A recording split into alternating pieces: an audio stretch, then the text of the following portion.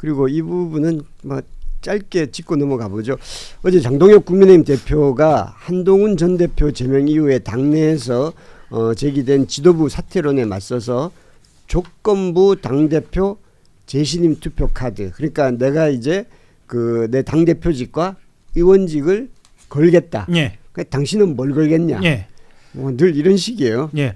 언론 보도에서는 대대적으로 당대표 재신임 투표 카드를 꺼냈다라고 이야기를 했는데요. 사실은 주목할 점은 이것이 조건부란 얘기입니다. 그러니까 설명을 좀 드리자면 장동혁 대표가 어제 오후 갑자기 기자간담회를 잡았어요. 그래서 무슨 얘기일까 생각을 했는데 사실은 재신임 투표 관련된 것이다라고 짐작은 했거든요. 그런데 그 자리에서 이렇게 얘기합니다. 누구라도 내일까지 자신의 정치적 생명을 걸고 재계, 본인한테 재신임이나 사퇴를 요구하면 곧바로 전당원 투표를 실시하겠다. 이렇게 얘기를 합니다. 당원들이 사퇴하라고 하거나 재신임받지 못하면 당대표직도 국회의원직도 내려놓겠다. 이렇게 이야기를 한 겁니다. 그러면서 그 다음에 이렇게 얘기합니다. 그런 요구를 하는 국회의원이나 단체장이 있다면 본인들도 그에 상응하는 정치적 책임을 져야 할 것이다. 라고 이야기를 합니다. 이게 이전에 그 한동훈 전 대표가 이런 얘기 했잖아요. 예. 저는 뭐 모든 걸 내려놓겠습니다. 뭘 거시겠습니까? 뭐 이렇게 한 거잖아요. 이게 무슨 카지노 판도 아니고 예, 굉장히 이제 안 좋은 것 같아요. 이 보자면 정치가 약간 희화화되는 느낌도 있습니다. 그러니까 보통은 이렇게 당 대표가 자기의 직을 걸면 굉장히 비장한 분위기거든요. 근데 전혀 그렇지 않고 이게 그리고 굳이 오늘까지, 그러니까 어제 하루의 기한을 줬으니까 오늘까지 본인을 비판하거나 계속 당대표 신임을 요구를 하면, 책임을 요구하면 당장 투표에 나서겠다라고 하는 거니까 그것도 좀 이상합니다. 누구라도 내일까지, 그리고 그 사람은 국회의원직이나 단체장을 걸어라. 여기서 말하는 단체장은 오세훈 서울시장을 또 가리키는 것으로 보이고요. 그렇죠. 그러니까 이게 장동혁 대표가 이게 위기를 탈출하는 방식이 24시간 필리버스터, 네. 그리고 단식, 그다고 이번에는 이제 내 의원직하고 대표직 걸겠다. 예, 그러니까 그렇습니다. 물론 이제 그 당원 투표로 가지도 않겠지만 예. 당원 투표로 간다 하더라도 아마 내가 이길 가능성이 높다라는 그런 판단이 있는 거겠죠. 실제로 장동혁 대표 같은 경우에는 지금 당원이 굉장히 많이 최근에 늘어난 점을 생각을 하고 있고, 지금 당내 스피커 중에 당내 여론을 주도하는 게 이제 흔히 얘기하는 윤호개인 세력들로 집중이 되지 않습니까? 이 부분을 고려한 것으로 보입니다.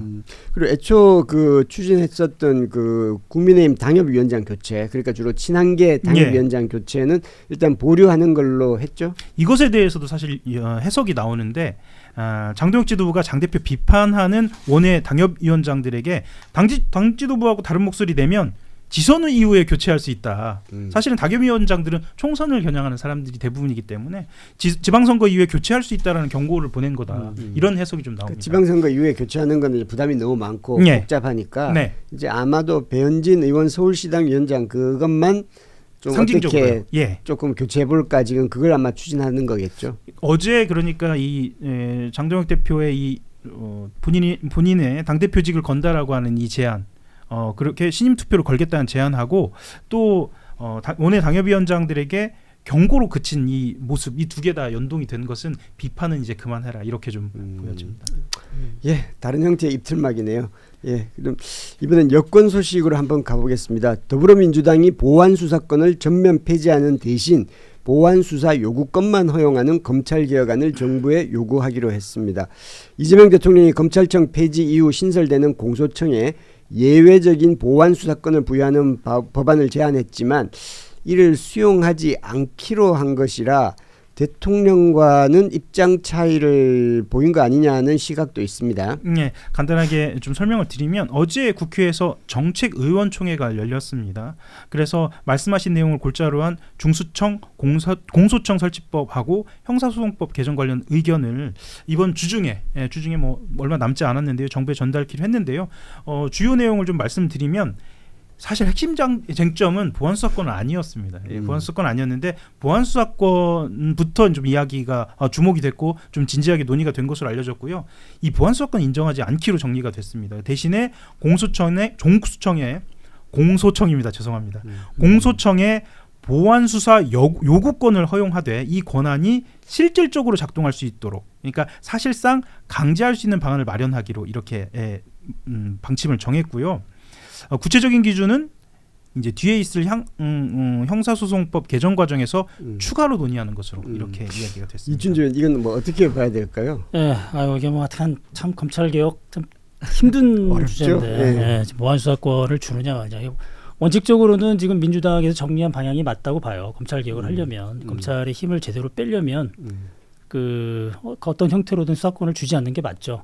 근데 이제 이재명 대통령이 지난번에 얘기했던 그 우려되는 부분, 그러니까 공소시효 만료가 얼마 남지 않은 상황에서 경찰의 수사 내용이 되게 부실하다. 그럴 경우에는 검찰이 그럼 기소를 해야 되는데 불러다가 사람을 좀 직접 물어보거나 이럴 필요가 있는 사건이 있지 않겠느냐.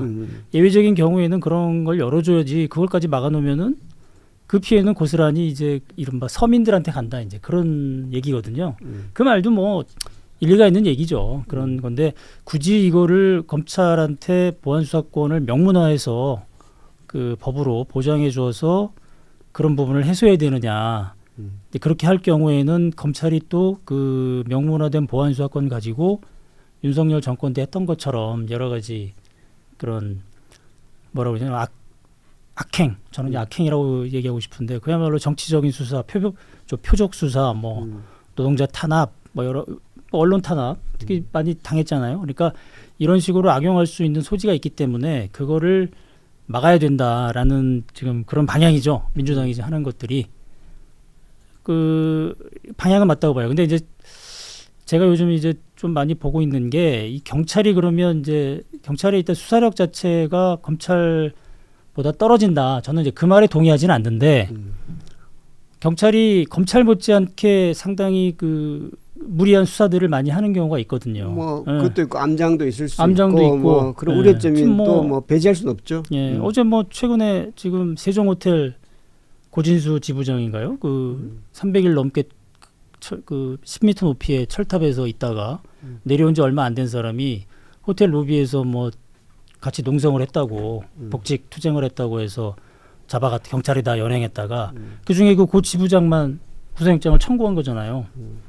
그 청구한 논리를 보면은 우리가 기사 썼습니다마는 장기간 고공농성을 이렇게 한 걸 보면 그 고공농성을 토대로 해서 계속 사측을 괴롭힐 가능성이 있다 이런 취지예요. 그래서 이 사람을 구속해야 하는 게 맞다.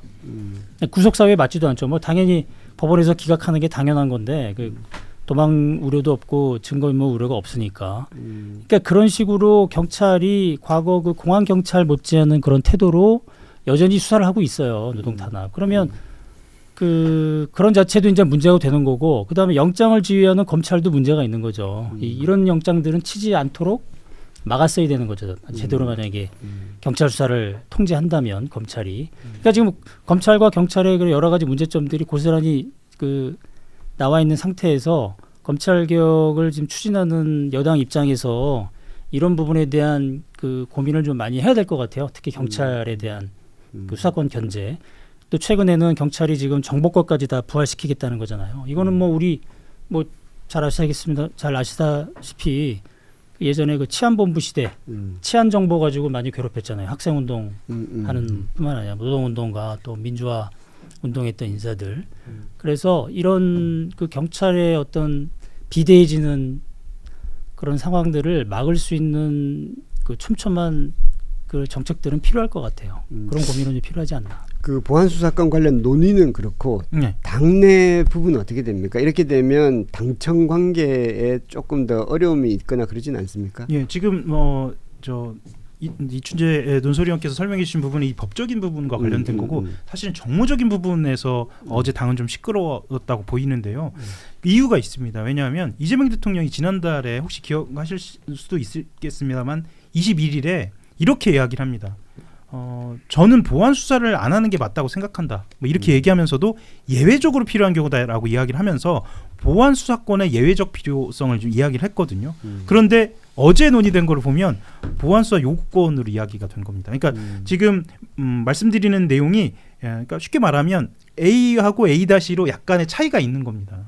이런 부분에 대해서 대통령이 정무적으로 판단해서 내놓은 메시지하고 당이 내놓은 메시지하고는 좀 다른 걸 어떻게 봐야 하는 것인가. 그래서 기자들이 집중적으로 이 부분에 대해서 물었고 실제로 어제 정책 의총이 끝난 다음에 김한규 원내정책 수석부대표가 이렇게 이야기를 했습니다. 그러니까 어려움이 있으면 시행 과정에서 다시 보완하는 방안을 택하더라도 일단 보완 수사권 없이 보완 수사 요구권으로 당 입장을 정했으면 좋겠다는 게 다수 의원들의 의견이었다 이렇게 이야기를 한 거죠. 예, 알겠습니다.